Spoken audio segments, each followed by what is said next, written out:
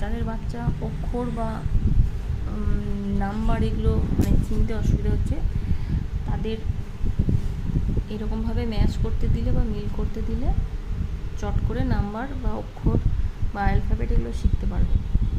আমার বাচ্চাকেও এরকম শিখিয়েছি, যদিও সব বাচ্চা সমান নয়, কিন্তু এরকমভাবে চেষ্টা করলে সফলতাটা পাওয়া যায়।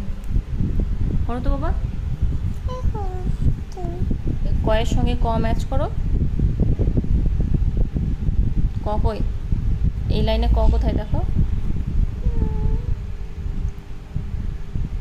প্রথমেই আছে, দেখো, ভালো খোঁজো।